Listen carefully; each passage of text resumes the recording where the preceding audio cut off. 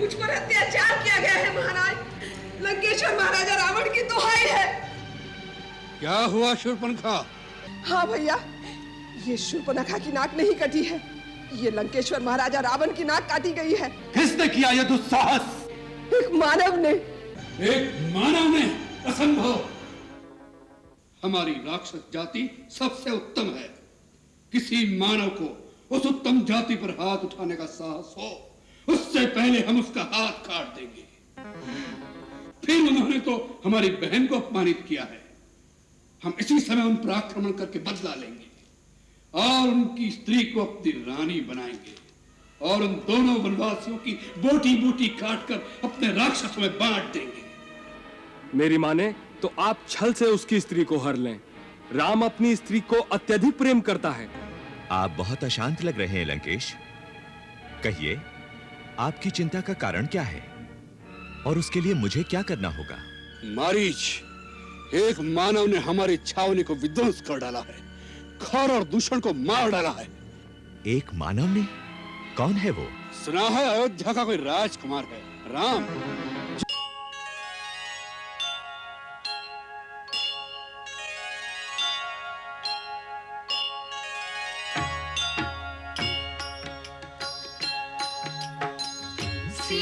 सीताराम चरित अति पावन, मधुर सरस अरु अति मन भावन।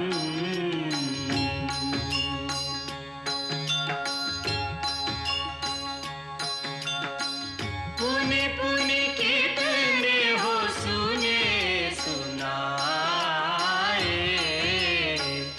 ये की प्यास बुझत न बुझाए।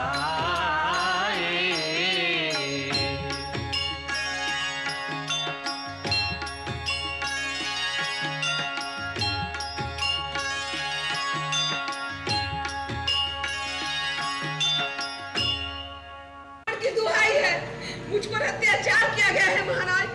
लंकेश्वर महाराजा रावण की दुहाई है। क्या हुआ शूर्पणखा?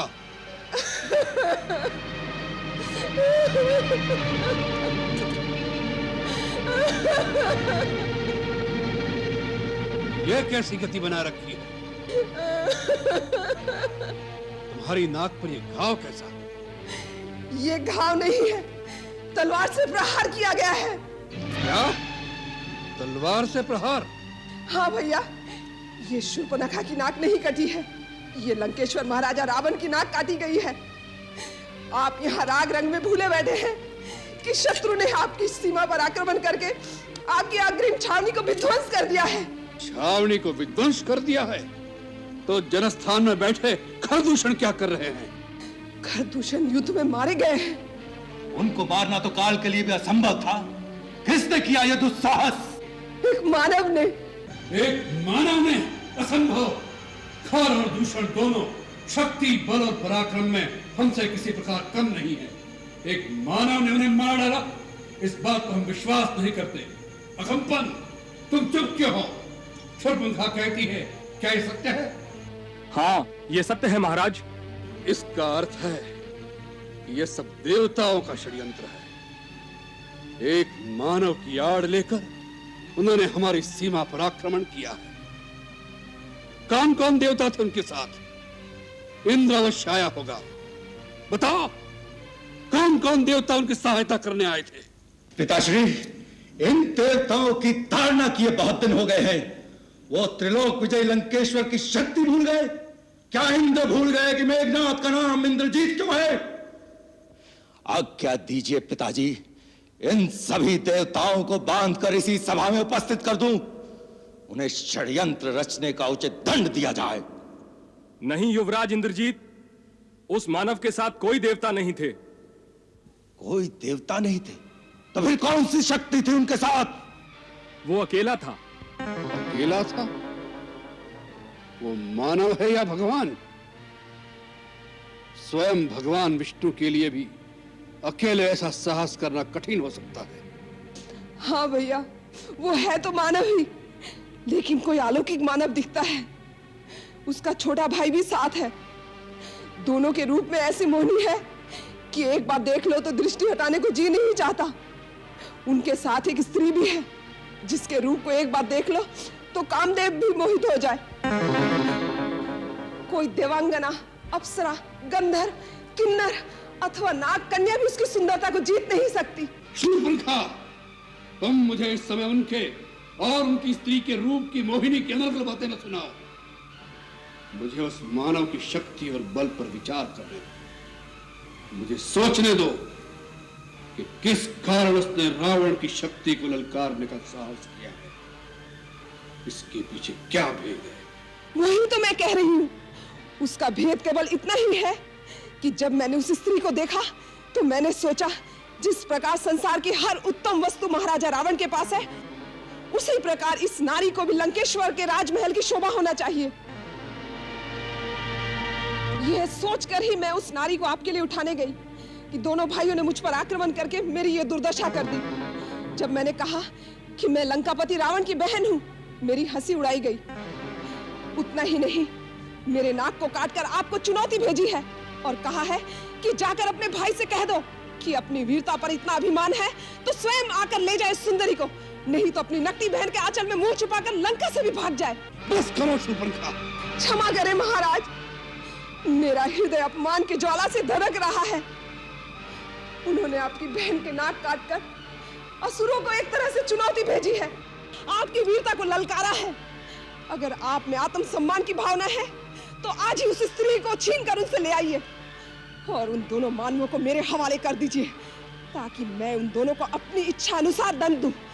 तभी मेरे इस अपमान का बदला पूरा होगा। शूर्पणखा, हम तुम्हारे अपमान और अपने भाइयों की मृत्यु का बदला लेना हमारा प्रथम कर्तव्य समझते हैं, अन्यथा संसार के लोग हमारी हंसी उड़ाएंगे।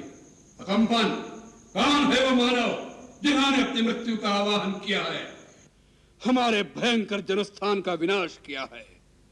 हमारा अपराध करके इंद्र, कुबेर, यम और स्वयं विष्णु भी चैन से नहीं रह सकते।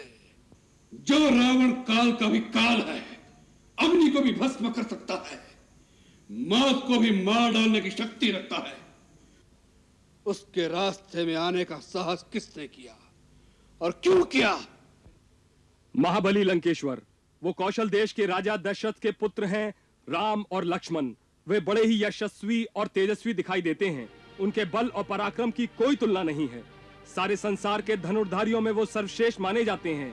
उन्हें दिव्य अस्त्रों के प्रयोग का भी पूर्ण ज्ञान है। ऐसा लगता है कि समस्त ऋषियों और समस्त देवताओं के द्वारा सिद्ध किए हुए दिव्यास्त्रों पर उनका पूर्ण अधिकार है। वो युद्ध कौशल में भी प्रवीण हैं। इसी कारण युद्ध के दौरान अकेले राम के ही हाथों परमवीर खर और दूषण वीर गति को प्राप्त हुए। उन्हें माया की विद्या भी पूरी तरह आती है। इसी कारण हमारे राक्षस सैनिक भय से व्याकुल होकर जिस जिस ओर भी जाते हैं, वहां वो श्री राम को अपने सामने खड़ा हुआ पाते हैं। उनके मोहनी अस्त्रों की माया से हमारे राक्षस सैनिक एक दूसरे को राम समझकर आपस में ही लड़ लड़ कर मर गए। वो इतने वीर हैं तो उनकी वृत्ति धर्म विरुद्ध नहीं हो सकती। फिर उन्होंने बिना कारण हमारे जनस्थान पर आक्रमण करके उसका विनाश क्यों किया? महामना, उन्होंने आक्रमण नहीं किया। आक्रमण तो हमारी सेना ने उन पर किया था। हमारी सेना ने उन पर आक्रमण किया और हार गए, इसमें उनका कोई दोष नहीं। और इससे पहले उन्होंने हमारा कोई अपराध भी नहीं किया था। लगता है उन पर आक्रमण करना अनुचित था। विभीषण जी, आप इस बात पर भी ध्यान दें। पिछले कई वर्षों से इन दोनों राजकुमारों ने दंडकारण्य में ऋषियों और मुनियों की रक्षा का उत्तरदायित्व तो अपने ऊपर ले लिया था।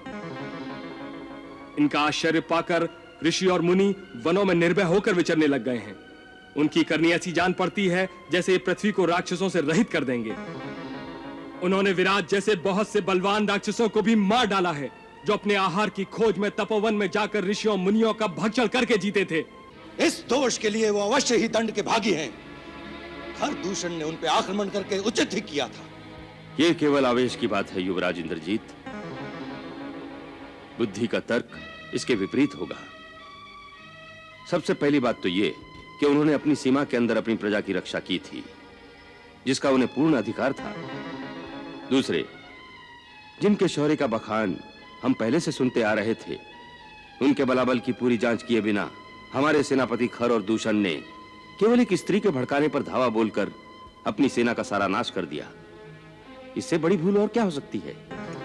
विभीषण भाई, तुम हाथों में चूड़ियां पहनकर बैठ जाओ और फिर तर्क करो। ऐसे किसी की बहन की ऐसी दुर्गति हो जाए और वो नीति और अनीति की बात सोचे, ऐसी संस्कृति किसी वीर जाति की कदाचित नहीं हो सकती। अंधी वीरता किसी काम की नहीं होती। अंत में नीति और धर्म की ही विजय होती है। विभीषण, वीर पुरुष अपनी आन और शान के साथ जीता है।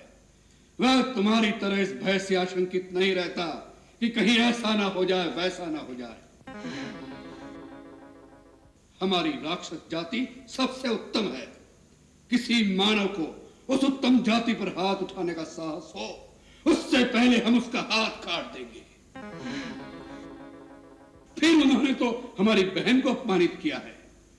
हम इसी समय उन पर आक्रमण करके बदला लेंगे और उनकी स्त्री को अपनी रानी बनाएंगे और उन दोनों वनवासियों की बोटी बोटी काटकर अपने राक्षसों में बांट देंगे। मेरी भूल क्षमा करें महाराज। मेरी सम्मति में आपका उन पर सीधा आक्रमण करना उचित नहीं होगा। तो मानवीय राजकुमारों से स्वयं लंकापति रावण का युद्ध करना उसकी मर्यादा के अनुकूल नहीं होगा महाराज। परंतु जब वो खर और दूषण जैसे पराक्रमियों का सेना सहित संहार कर सकते हैं, तो स्वयं रावण का जाना ही उचित होगा। महाराज, यदि आपने दो मानवों को जीत भी लिया तो इसमें आपकी क्या शान होगी? और यदि उन्होंने खरदूषण की भांति आपको किसी प्रकार की क्षति पहुंचाई तो लंकेश्वर की कीर्ति को धब्बा लग जाएगा। मेरी माने तो आप छल से उसकी स्त्री को हर लें। राम अपनी स्त्री को अत्यधिक प्रेम करता है। उसके छिन जाने पर उसके शोक में वह स्वयं ही अधमरा हो जाएगा। फिर आपका कोई भी सेवक उसकी जीवन लीला को समाप्त कर सकता है। महाराज, सेनापति अकंपन की बात विचार करने योग्य है, परंतु यह नीति विरुद्ध है। कुछ नीति विरुद्ध नहीं है। लंकेश्वर, उन उद्दंड वनवासियों ने आपकी बहन पर घात किया है, एक स्त्री पर शस्त्र प्रहार किया है। आप भी प्रतिघात कीजिए, उनकी स्त्री का मान मर्दन करके अपनी बहन का बदला लीजिए भैया। हाँ महाराज, जिस प्रकार नाक से मणि छिन जाने पर नाक तड़प तड़प कर मरता है, उसी प्रकार स्त्री के अपहरण हो जाने पर वह विरह से मरेगा, लाश से मरेगा, संताप से मरेगा। निश्चय यह सम्मति हमें विचार करने योग्य लगी है। छल से, बल से, कौशल से सीता को उससे जुदा कर दो भैया। उसका गर्भ भंग होगा, तभी मेरा कलेजा ठंडा होगा। होगा, यही होगा बहन, यही होगा। यदि उनसे युद्ध करना आपकी शान के विरुद्ध है, तो क्या चोरी करके आपकी शान बढ़ जाएगी महाराज? लंकेश्वर, मेरे परम आदरणीय ज्येष्ठ भ्राता, आप परम ज्ञानी वेदवेत्ता हैं, परम तेजोमय तपस्वी हैं, पांडित्य की पराकाष्ठा हैं, परम उच्च ब्राह्मण कुल में जन्म लेकर भी पराक्रमी क्षत्रियों के समान शौर्य की कीर्ति स्थापित की है। क्षणिक कुमति में अपनी उज्जवल कीर्ति को कलंकित न कीजिए महाराज। आपने जो शक्ति पाई है वो धर्म जनित तपस्या से पाई है। अधर्म के मार्ग पर चलकर उसे क्षीण मत कीजिए। धर्म और अधर्म का विचार शक्तिहीन करते हैं विभीषण। शक्तिशाली जो करते हैं वही धर्म है। परंतु बस, इस समय हम कोई तर्क सुनना नहीं चाहते। आप लोगों ने जो कहा उस पर हम विचार करके स्वयं उचित निर्णय लेंगे।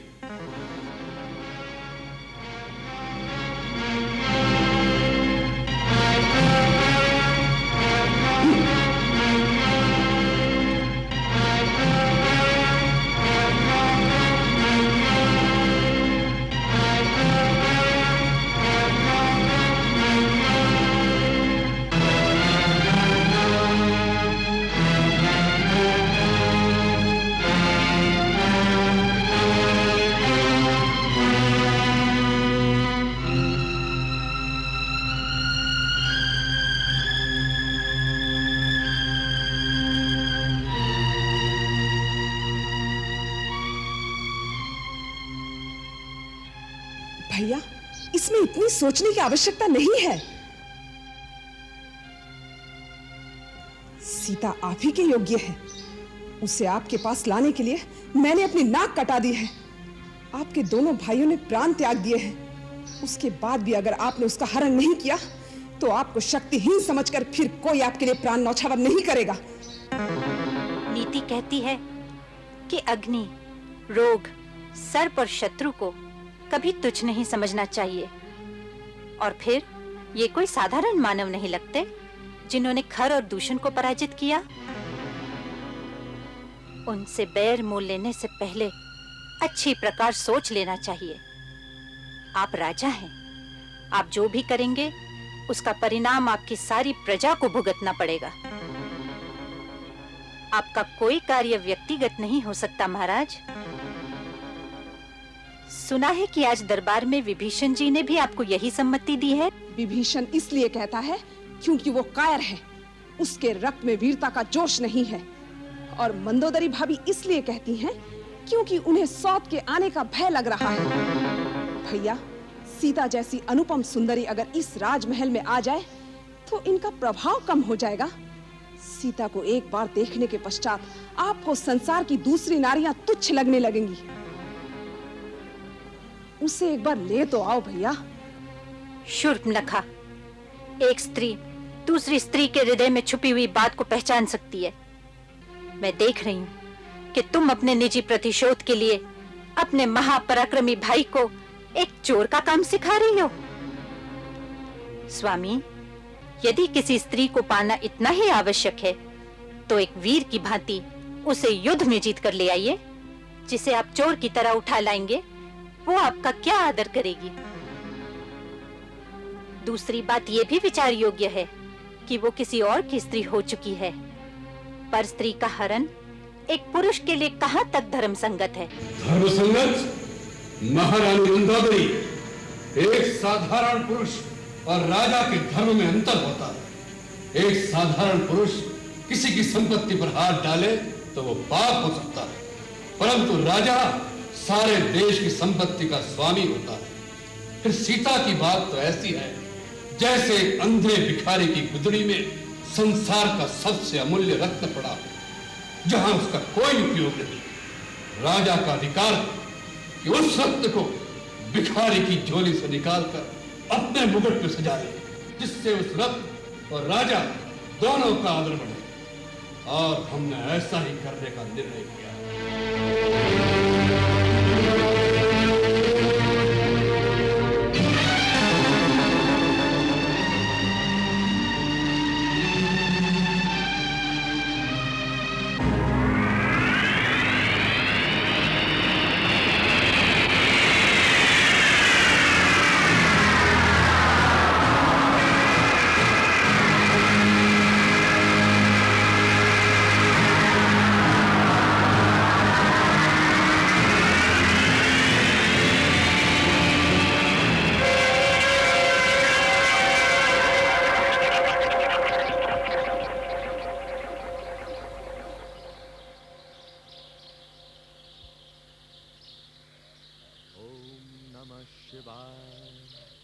ओम नमः शिवाय, ओम नमः शिवाय, ओम नमः शिवाय।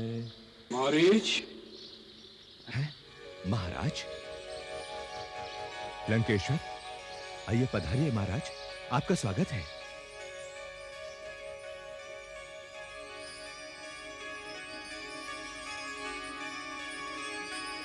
महाराज, आसन ग्रहण कीजिए।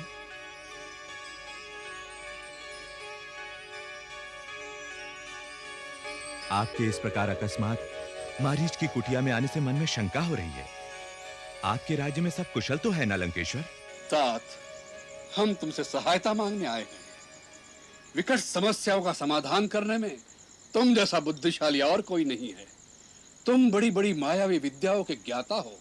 तुम बल और छल दोनों की प्रयोग करने में कुशल हो। इसीलिए हमें तुम्हारे सहयोग की आवश्यकता पड़ी है। परंतु महाराज, मैंने तो मायावी विद्याओं का प्रयोग छोड़ दिया है। छल कपट का त्याग करके मैंने संन्यास ले लिया है। अब तो शेष जीवन कैलाशपति की आराधना और तपस्या में ही व्यतीत करने का निश्चय कर चुका हूं। मुझे क्षमा करें, मैं आपकी सेवा नहीं कर सकूंगा। मारीच, राजा जब प्रार्थना करता है उसका अर्थ है वो आज्ञा दे रहा है। उसकी प्रार्थना स्वीकार न करने का अर्थ है राजा की अवज्ञा, और रावण की अवज्ञा का परिणाम तुम जानते ही होगे। इसीलिए हम जैसा कहते हैं वैसा ही तुम्हें करना होगा। आप बहुत अशांत लग रहे हैं लंकेश। कहिए, आपकी चिंता का कारण क्या है और उसके लिए मुझे क्या करना होगा? मारीच, एक मानव ने हमारी छावनी को विध्वंस कर डाला है, खर और दूषण को मार डाला है। एक मानव ने? कौन है वो? सुना है अयोध्या का कोई राजकुमार है, राम, जो अपने छोटे भाई लक्ष्मण और अपनी पत्नी सीता के साथ पंचवटी में रहने आया है। उसने हमारी प्यारी बहन शूर्पणखा का भी अपमान किया है, उसकी नाक काट कर उसे कुरूप बना डाला है। हमने मन में ठान लिया है, जिसने हमारी बहन का रूप बिगाड़ा है, हम उसकी रूपवती स्त्री को उससे छीन लेंगे, हमारी रानी बनाएंगे, हम सीता का अपहरण करेंगे।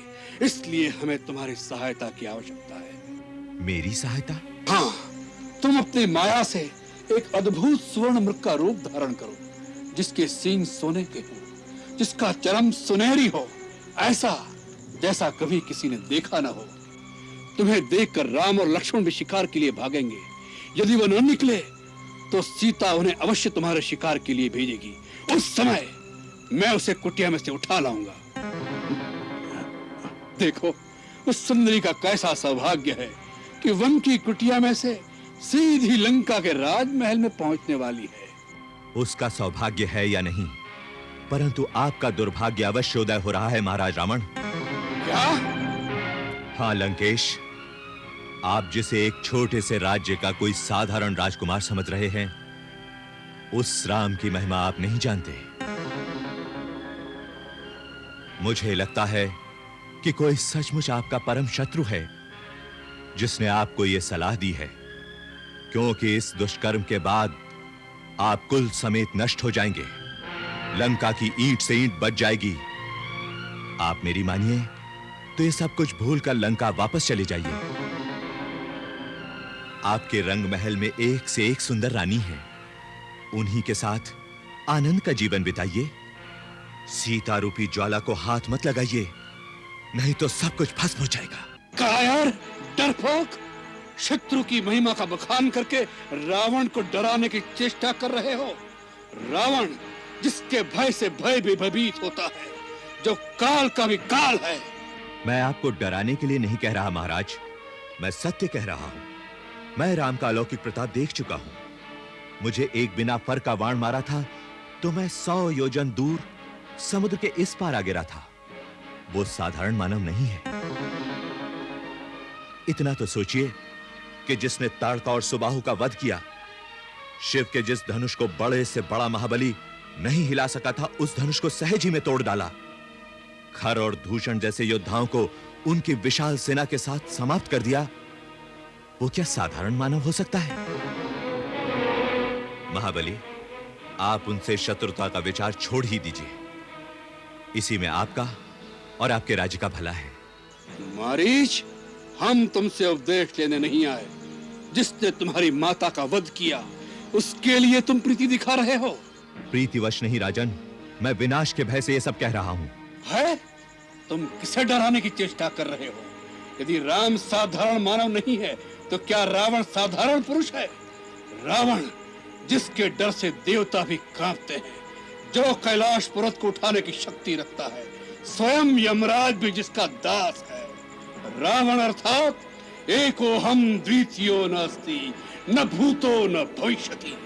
ये सब कुछ जो आप सुना रहे हैं वो सत्य है, परंतु ये मत भूलिए, ये सारी शक्तियां आपने पुण्य कर्मों से प्राप्त की हैं, और जब भी कोई अपनी शक्ति का प्रयोग पाप कर्मों में करने लगता है तो वही शक्ति उसे धोखा दे जाती है। मैं आपका मामा भी हूं, इसीलिए आपको नीति की बात समझा रहा हूं। जो नारी अपनी इच्छा से ना आए वो अग्नि की ज्वाला होती है। क्यों एक जलते हुए अंगारे को हृदय से लगाना चाहते हो? बस मारीच, उपदेश सुनने की आदत नहीं त्रिलोक विजयी रावण को।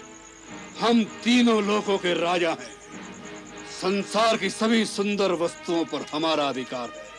हमारे लिए कुछ पराया नहीं, सब कुछ हमारा है। हमें नीति मत सिखाओ।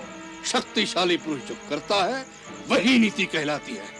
शक्ति का सबसे विनाशकारी रूप भी यही है जिसका आप प्रदर्शन कर रहे हैं।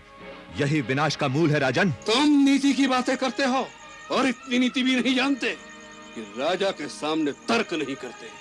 ऐसा राजा जो अपने हितैषियों की सम्मति सुनने को तैयार नहीं होता, वो स्वेच्छाचारी आतताई कहलाता है और अंततः नाश को प्राप्त होता है। क्या आपके बुद्धिमान मंत्रियों ने इस विषय में आपको कोई सम्मति नहीं दी? जिस राजा को अपने बाहुबल, अपनी शक्ति पर भरोसा नहीं होता, वही मंत्रियों की मंत्रणा के जाल में फंसा रहता है। मंत्रियों का काम है राजा की आज्ञा का पालन करना, आज्ञा देना नहीं। जो मंत्री अपना कल्याण चाहता है उसे उचित है कि राजा के पूछने पर ही अपना मत प्रकट करे, वह भी नम्रता के साथ हाथ जोड़कर। राजा के सामने केवल अनुकूल, मधुर और प्रिय बात ही कहनी चाहिए। ऐसे राजा ही अपने दंभ और अहंकार से अपना सर्वनाश कर लेते हैं। केवल प्रिय वचन बोलने वाले तो चारों ओर मिलते हैं, अप्रिय परंतु हितकारी कहने और सुनने वाले दोनों दुर्लभ होते हैं। सुलभा पुरुषा राजन संतता प्रियवादिनः अप्रियश्च पश्यश्य श्रोता वक्ता च दुर्लभः। मारीच, हमें शास्त्र मत सुनाओ। कहीं ऐसा न हो जाए कि राम और सीता से पहले तुम हमारे क्रोध का शिकार बन जाओ। निर्णय कर लो, हमारे हाथों मरना है या हमारी आज्ञा का पालन करना है। महाराज, हर प्रकार से आज मेरी मृत्यु निश्चित है, परंतु राजा के हाथों अपराधी होकर मरने से कलंक लगता है। इससे तो राम जैसे शत्रु के हाथों मरकर वीर गति तो प्राप्त होगी। चलिए महाराज, सेवक आपकी आज्ञा का पालन करेगा।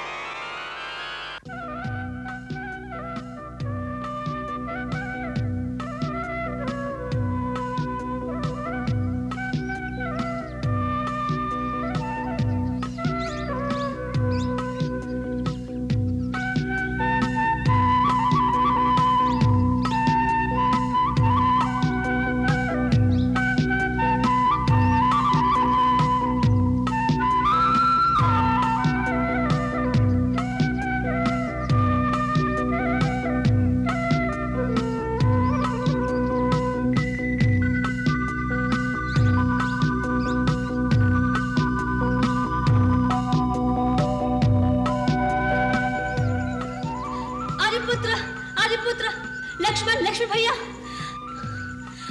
आइए, जल्दी आइए। एक अद्भुत दृश्य देखा है। क्या हुआ सीते?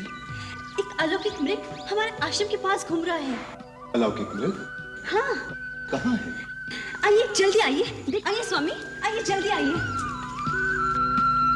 देखिए देखिए, वो प्रकृति की अद्भुत कारीगरी, वो अनोखा हिरण।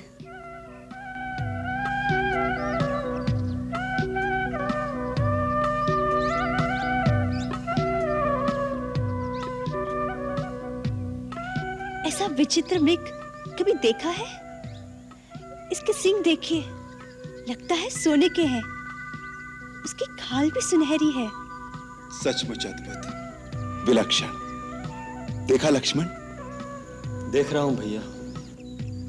स्वामी, इसे किसी प्रकार पकड़ लीजिए ना। ओहो, कितना मनभावन मृग है। पकड़ ले। क्या करोगी कल्याणी? इसे अयोध्या ले जाएंगे। देखकर सब विस्मय से चकित रह जाएंगे। इसके पैरों में घुंघरू बांधूंगी। जब महल में छम छम चलेगा तो माताएं कितनी प्रसन्न होगी। नहीं तो वनवास की स्मृति स्वरूप भरत भैया को भेंट दे दूंगी। जाइए ना, जल्दी पकड़ लाइए। लक्ष्मण, तुम्हारी भाभी की इच्छा पूरी करनी ही पड़ेगी। वास्तव में यह है भी बहुत सुंदर। इसका रूप अनूप ही इसका शत्रु बन रहा है। भैया, इसके प्रति भाभी का मोह हमें किसी संकट में न डाल दे। मुझे तो यह स्वर्णमग माया जैसा जान पड़ता है। ये प्रकृति के विरुद्ध है, अप्राकृतिक है, असंभव है। इस सृष्टि में असंभव कुछ नहीं है लक्ष्मण। जो कुछ भी तुम कल्पना कर सकते हो वो इस ब्रह्मांड में कहीं ना कहीं खड़ा जा चुका है। ज्ञानी और विज्ञानी भी सृष्टि का सारा रहस्य नहीं जानते। इससे ये सृष्टि मिथ्या नहीं हो जाती। परंतु भैया, जो प्रकृति के विरुद्ध है। प्रकृति के विरुद्ध कुछ नहीं होता लक्ष्मण। भरद्वाज मुनि के घर में पुत्र रूप में स्वर्ण शरीर वाले 7 हंस पैदा नहीं हुए थे। इसी प्रकार सहस्त्र कोटि रूपों में जीव मिलते हैं लक्ष्मण। भगवान की माया के सामने ज्ञान विज्ञान का तर्क काम नहीं करता। भगवान की माया हो सकती है, परंतु ये तो मुझे कोई राक्षसी माया जान पड़ती है। याद है भैया, एक बार दंडक वन में कई राक्षस इसी तरह मृग बन के आए थे। ओहो, आप दोनों भाई इसी तरह तर्क करते रहेंगे तो इतने में हिरण भाग जाएगा। अब मेरी इतनी सी इच्छा पूरी नहीं कर सकते? लक्ष्मण, लगता है सीता मृग को पाए बिना मानेगी नहीं। मैं भी चाहता हूं।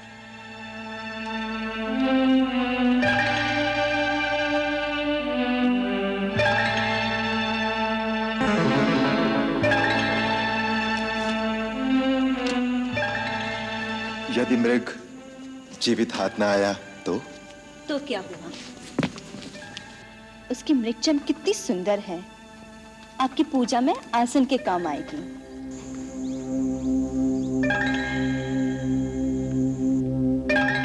भैया, मुझे अब भी संदेह है ये कोई राक्षसी माया ना हो। यदि राक्षस ही हुआ तो उसका अंत होना भी आवश्यक है। लक्ष्मण, तुम पर्णकुटी में सीता के साथ सावधानी से इनकी रक्षा में रहना। कहीं तुम्हारा संदेह सत्य ना हो।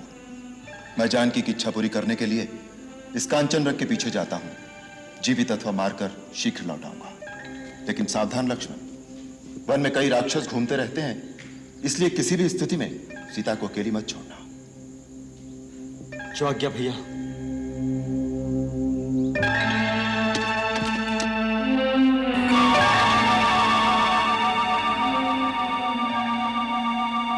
मंगल भवन अमंगल हारी, प्रभु सुदशरथ अजिर बिहारी।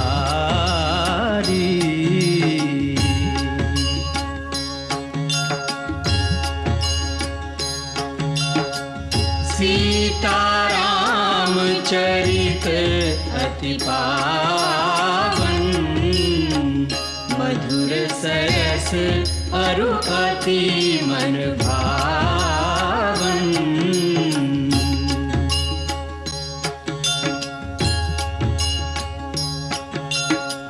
पुनि पुनि कितने हो सुने सुनाए, हिय की प्यास बुझत न बुझाए।